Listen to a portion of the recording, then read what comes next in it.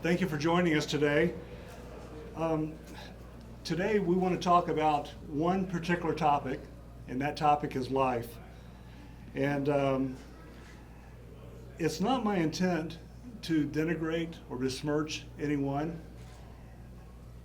We are divided on an issue, though, a central issue, and that is, as I mentioned, about life. And we individually will one day have to answer for our decisions that we make in this life. Today we decide, and we must decide on whether we are going to follow man's logic or God's law. We perhaps could look at history and find relevant examples for the place we find ourselves today. And perhaps our choices may even mirror the good or the bad choices made in our history. The reason I stand with abolitionists is relatively easy. And it's pretty clear for me too. The choice that we've had placed before us, not just today and in the past, is one that is to continue an incremental approach, one which we've seen play out over 50 plus years. That approach has followed the path that leads right back to the place we find us today, with little to no progress in stopping the murder of children who are developing in the womb. In fact, today we have before us another ballot initiative, one that we are calling Amendment 3, just as we had Amendment 3 in 2024. It didn't fully solve the dilemma that we had passed and now is in our state constitution. The amendment we have yet to vote on will still allow for the murder of certain classes of people. In fact, it will establish a subclass of humans in the state of Missouri. The other choice, and I might add is the better choice, is one of recognizing every developing human in the womb, as well as outside the womb, as persons from the point of conception to their death. They'd be protected equally by the law and have due process before their life could be ended. During last year's session on March 5th, the Personhood Amendment passed by the majority of the votes in the Children, Family, and Seniors Committee, yet it was left there to die, not unlike what we are now, in a way, advocating, that children will die in the womb. It was not called out of committee, wasn't debated on the floor, had no opportunity to pass in order for it to get to the ballot so that people would have an alternative choice to truly save all lives. Some of us have said that the Amendment 3 is still pending as a vote that is the best we can do. On the contrary, I say, unless we put forth an opportunity for the voters to actually decide on an amendment that can actually save all the babies, to treat each developing human as an individual, as a person with equal rights, equal protection, and due process of law, we failed. I've been told countless times that the Amendment 3 of 2026 is the best that we can do. And the reason? They say it won't pass at the ballot. Well, I contend that if we don't do all we can to save all lives, without exception, how do we know it won't pass at the ballot unless we try? And to further that point, I have some people standing behind me. I'd like to call up Dr. Wes Scroggins first. He's with Abolish Abortion Missouri, and we have a rally that's being planned and is scheduled to begin at 1 o'clock. So I'll let Wes talk a little bit about the effort in continuing and perhaps even about the rally itself. Dr. Scroggins. Thank you, Senator Moon. I'm Dr. Wes Scroggins, Executive Director of Abolish Abortion Missouri. And Abolish Abortion Missouri supports the legislation that Senator Moon has just referred to. And specifically, those are House Bill 1682, Senate Bill 951. Those are the equal protection bills that Senator Moon, to which he has referred. And then personhood amendments, which is the SJR 72 and HJR 109.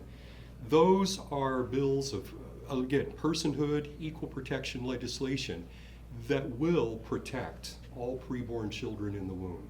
That is the intent, is to completely stop the murder of innocent children in the womb. And nothing short of granting personhood recognizing that the preborn are just as every bit human as are you and I, and then offering and giving them equal justice and protection under the law. Nothing short of those things will stop the killing of innocent children in the womb. So we've got to move these pieces of legislation forward. SB 951 was referred to committee on January the 8th. It has sat in committee, in the Emerging Issues Committee, ever since that date. Why is it not moving forward? On the House side, HB 1682, along with the Personhood Resolution 109, has never moved. It's never been referred anywhere. So the question is, why aren't these pieces of legislation moving forward that have the chance to truly stop the murdering of the preborn? Why is it that there are those in the leadership who do not believe that those bills are worth being heard? Missourians, as well as the legislature, it's time that we address this issue and that we put a stop to the killing of preborn children. And Abolish Abortion Missouri urges that these pieces of legislation, both the personhood resolutions and the equal protection bills, be moved forward. The rally begins at 1 o'clock in the Capitol Rotunda, and we're going to have several speakers, as well as Senator Moon and Representative Burt Whaley, who are our bill sponsors. Both of those men are standing behind me. They will speak. We will pray over them, lay hands on them. We will recite scripture. And so we urge and invite everyone to join us. Thank you. Dr. Scroggins asked a question that you may have right on the tip of your tongues, and I'm going to take time to answer that briefly before I introduce our next guest. And that the question was, why are these bills not moving? Well, last March, on March 5th, I alluded to the Children, Families, and Seniors Committee passed a bill by majority vote, and it was ready to be called up for debate, but yet it was not called up because there was no interest in giving an opportunity to Missouri voters to actually try to save all the children. So instead of sending the bill to the same committee this year, it was sent to another committee, and I think that it was for it to die. It hasn't moved yet, and I don't know if it will move. But those are the kind of things that you, as the community of people in Missouri, need to know, that there are games played with lives, and they do matter. To talk a little bit more on the subject, we have a special guest with us today, Rebecca Kiesling.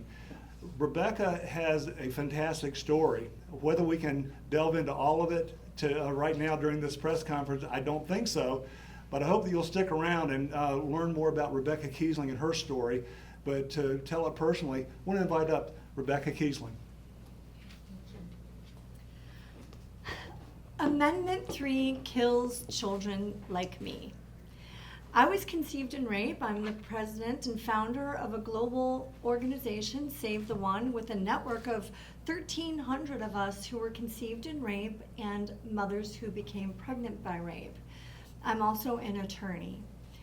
And I was here last fall to testify on a bill, and imagine shaking hands with legislators who then look you in the eye and try to explain to someone like me why my life is disposable, why my life is not worth fighting for, why we are pawns, cannon fodder.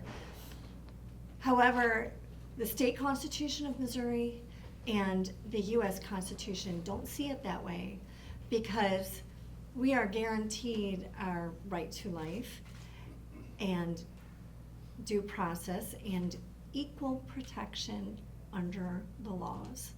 Equal protection from conception without exception is what the personhood bill does, what all of these pieces that have been introduced here do. They do not discriminate like Amendment 3 does.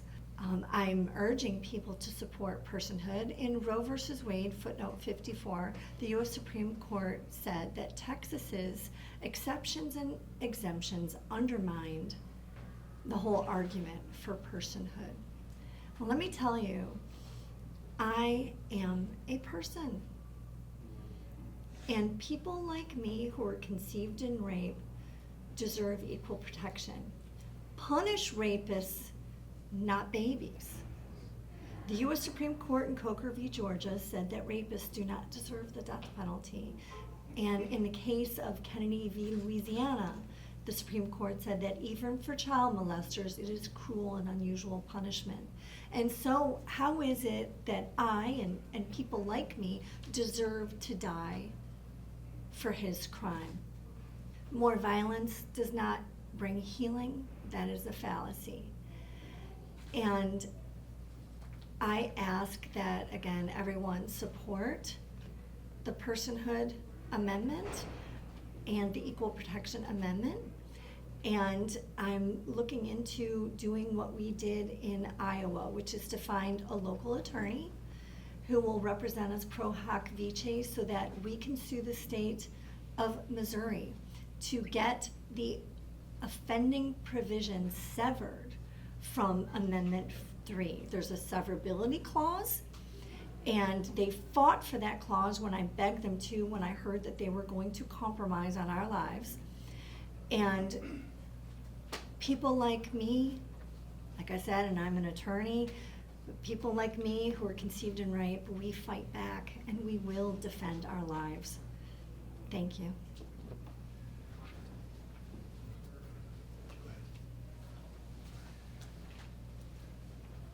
Hello, I'm Representative Whaley. And when we look at the personhood, we look at conception. From conception, you have a unique baby with unique DNA, half from mom, half from dad. And when we look at life, life begins at conception. We've already established that very well. The scientific community has established that very, very clearly. So when we look at legislation, like the Personhood Bill, we're really looking at honoring our U.S. Constitution, the 5th Amendment and the 14th Amendment. Life, liberty, and the pursuit of happiness. Due process. I mean, I just find it interesting that we keep having this conversation. And when we can come together, now it's everybody's individual choice. They need to seek their own choice on all of this legislation. And when it comes to the ballot, they need to seek their own, if it's God the Father, if it's whomever, but they need to follow their own spirit and how they're going to vote. But I really implore that you take a look at our U.S. Constitution, the 5th Amendment, the 14th Amendment. You look at life begins at conception. When we consider these things and seek knowledge, seek understanding, and seek wisdom, that's what we need to be doing. Not make this a political issue, but seek to understand. Thank you. We have time for a few questions. Any questions?